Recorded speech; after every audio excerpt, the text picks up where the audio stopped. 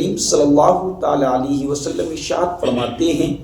کہ لوگوں کی نیکیوں کو حسد ایسے کھا جاتا ہے جیسے آگ لکڑیوں کو کھا جاتی ہے۔ ایک حدیث پاک ہے، حضرت انس رضی اللہ تعالی عنہ فرماتے ہیں کہ ہم آقا کریم صلی اللہ تعالی علیہ وآلہ وسلم کے پاس بیٹھے ہوئے تھے۔ آقا کریم صلی اللہ تعالی علیہ وآلہ وسلم ارشاد فرماتے ہیں، اے صحابہ، اس پہاڑ کی طرف سے ایک جنتی شخص آئے گا۔ صحابہ کرام جب دیکھتے ہیں تو ایک انصاری نمودار ہوئے، ان کی داڑھی سے وضو کا پانی ٹپک رہا تھا، ان کی جوتیاں ان کے بائیں ہاتھ میں تھیں، اس سے سلام کیا، اور نبی کریم صلی اللہ تعالی علیہ وسلم نے پھر دوسرے دن کو جب ارشاد فرمایا کہ اے صحابہ، اس پہاڑ کی طرف سے جنتی شخص آئے گا، تو وہی شخص نکل کر آیا۔ تیسرے دن نبی کریم صلی اللہ تعالی علیہ وسلم نے ارشاد فرمایا، اے صحابہ، اس پہاڑ کی جانب سے ایک جنتی شخص نکل کر آئے گا۔ تو صحابہ عرض کرتے ہیں کہ یا رسول اللہ، آپ 3 دن ہو گئے روز فرماتے ہیں کہ جنتی شخص آئے گا لیکن وہی آ رہا ہے۔ حضرات، جب نبی کریم صلی اللہ تعالی علیہ وسلم تشریف لے گئے تو حضرت عبداللہ بن عمر بن عاص رضی اللہ تعالی عنہ فرماتے ہیں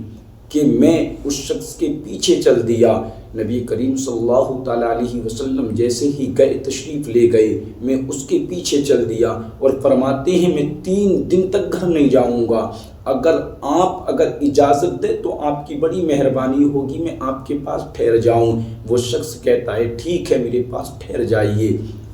جیسے ہی آپ اس شخص کے پاس ٹھہرتے ہیں تو آپ رات کو کیا دیکھتے ہیں کہ اس شخص کا کوئی ایسا عمل نہیں ہے جو راتوں کو اٹھ کر عبادت کرے۔ کیا دیکھتے ہیں کہ وہ شخص پوری رات سوتا رہا لیکن ہر کربٹ پر اللہ رب العزت کا ذکر کر رہا تھا۔ صبح کو نماز کے لیے اٹھا اور ذکر الہی میں مشغول ہو گیا۔ 3 راتیں گزارنے کے بعد حضرت عبداللہ بن عمر بن عاص رضی اللہ تعالیٰ عنہ فرماتے ہیں جب میں جانے لگا تو میں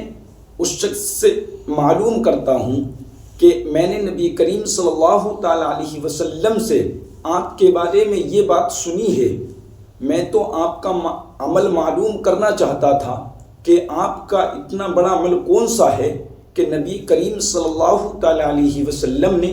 جس کو 3 دن بے ناگہ جنتی کی بشارت دی ہو۔ میں تو عمل کا معلوم کرنا چاہتا تھا لیکن آپ میں کوئی ایسا عمل نہیں نکلا جس کا میں یہ سمجھوں کہ آپ اتنی بڑی جنتی ہیں۔ حضرات، جب وہ شخص اتنا سنتا ہے تو فرماتا ہے ٹھیک ہے، جتنا عمل آپ نے دیکھا ہے میرا وہی عمل ہے، لیکن مجھ میں ایک خاص بات یہ ہے کہ میں اللہ تبارک و تعالی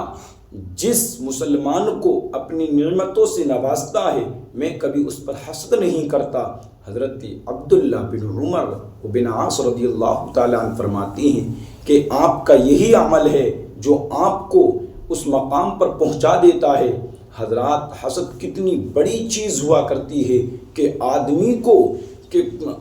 کتنا بھی بڑا نیک وکار ہو تو اس کی نیکیوں کو ایسے کھا جاتا ہے جیسے آگ لکڑیوں کو کھا جاتی ہے۔